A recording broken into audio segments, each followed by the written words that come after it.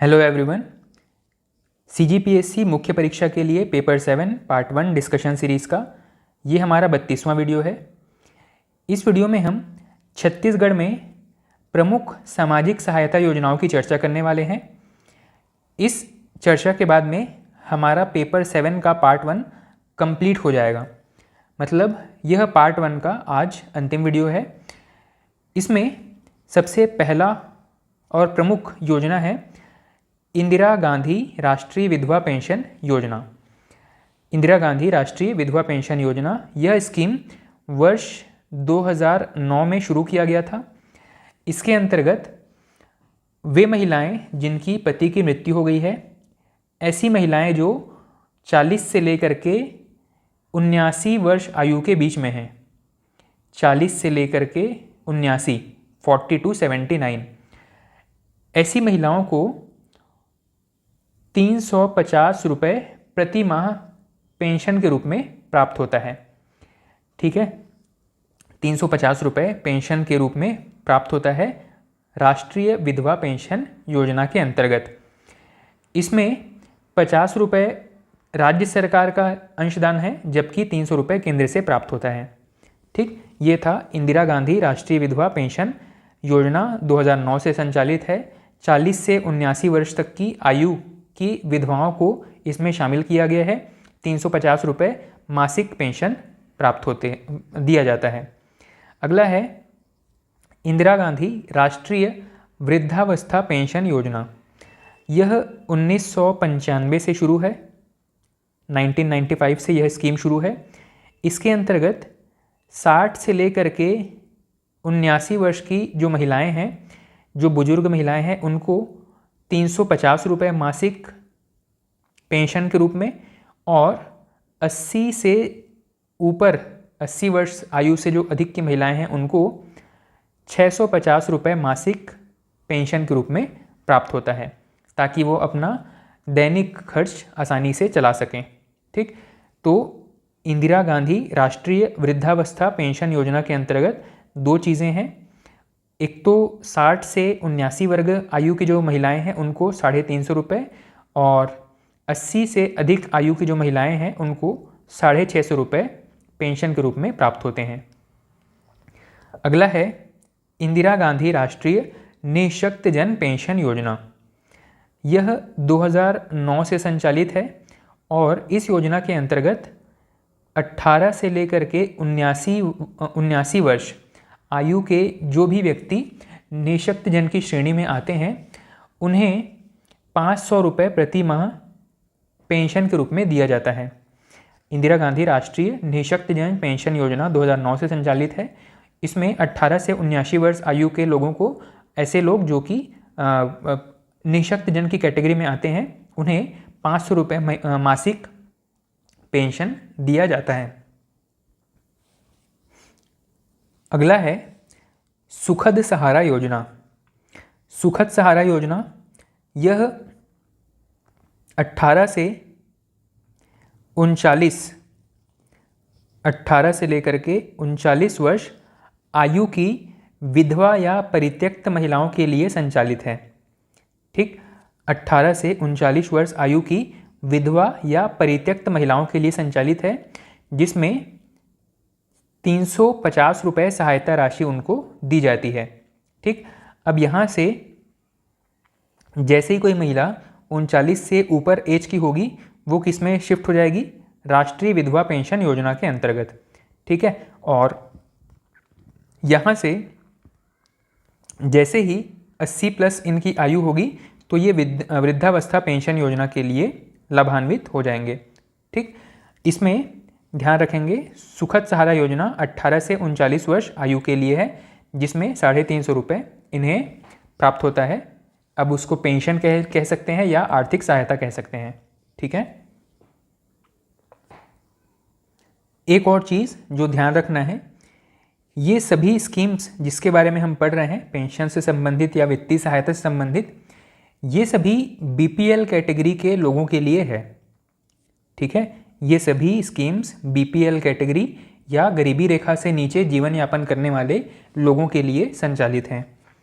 अगला है राष्ट्रीय परिवार सहायता योजना, यह योजना 1995 से संचालित है। इसमें 18 से 60 वर्ष आयु वर्ग के लोगों को शामिल किया गया है।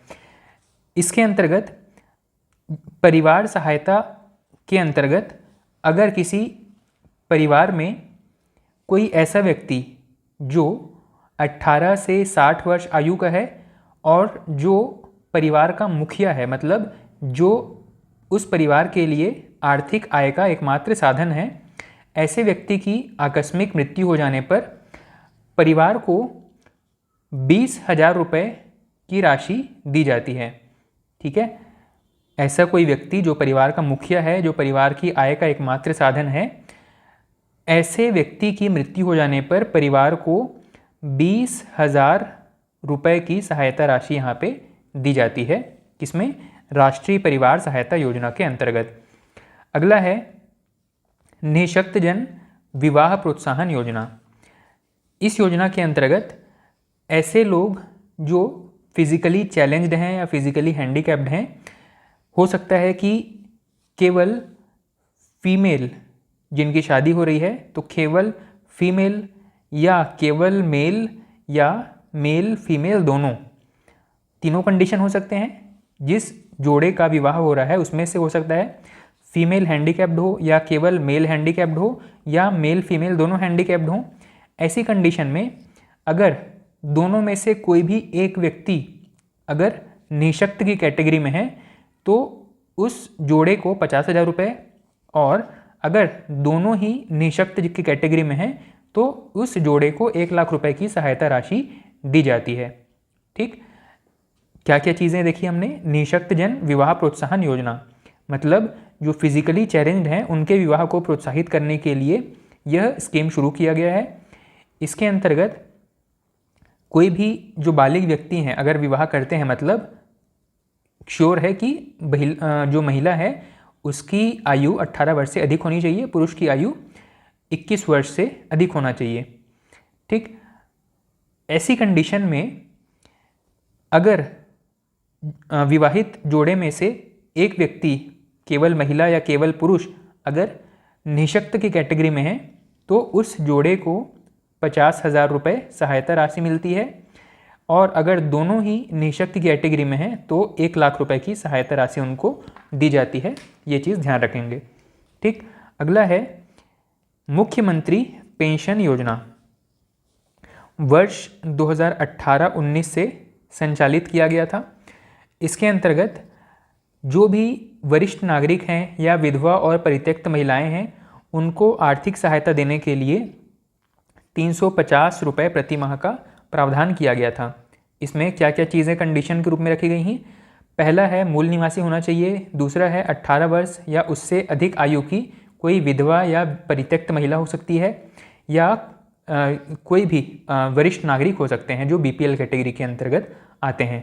उनको मुख्यमंत्री पेंशन योजना के अंतर्गत 350 रुपये प्रति माह प्राप्त होता है। अगला है शहीद महेंद्र कर्मा तेंदुपत्ता संग्राहक सामाजिक सुरक्षा योजना। शहीद महेंद्र कर्मा तेंदुपत्ता संग्राहक सामाजिक सुरक्षा योजना, यह 2020 से शुरू किया गया था, और इसमें तेंदुपत्ता बिनने वाले जो परिवार हैं उनमें अगर मुखिया की मृत्यु हो जाती है, सामान्य मृत्यु होती है, ऐसे कंडीशन में जो नॉमिनी हैं जिनको इस योजना के अंतर्गत मुखिया ने नॉमिनी बनाया हुआ था, उस नॉमिनी को या उत्तराधिकारी को 2 लाख रुपए प्राप्त होते हैं सहायता राशि के रूप में, अनुदान राशि के रूप में। ठीक, क्या क्या चीज़ें देखी हमने? महेंद्र कर्मा तेंदुपत्ता संग्राहक सामाजिक सुरक्षा योजना के अंतर्गत वे सभी परिवार जो कि तेंदुपत्ता बिनने के काम में लगे हुए हैं, ऐसे परिवारों को मुखिया की मृत्यु होने पर 2 लाख रुपए की आर्थिक सहायता दी जाती है। ठीक, या किसी दुर्घटना की कंडीशन में उन्हें अलग अलग मामलों में 30,000 से लेकर के 75,000 तक की राशि भी दी जाती है। विकलांगता की अलग अलग अगर कैटेगरी बताई गई है, उसमें से अगर किसी कैटेगरी में आते हैं तो मुखिया के विकलांग होने पर 30,000 से लेकर के 75,000 रुपये तक की राशि भी दी जाती है। पर यह राशि महत्वपूर्ण है, इसको याद रखेंगे। परिवार के तेंदुपत्ता बिनने वाले परिवार के अगर मुखिया की मृत्यु होती है तो 2 लाख रुपए की सहायता राशि दी जाती है। अगला है मुख्यमंत्री मितान योजना, 2020 में शुरू किया गया था। 2020 में यह योजना जब शुरू किया गया, इसमें प्रावधान किया गया कि बहुत सारी सरकारी सेवाएं अब व्यक्ति को घर बैठे उपलब्ध करवाई जा सकती है, नागरिकों को घर बैठे मिल सकती है।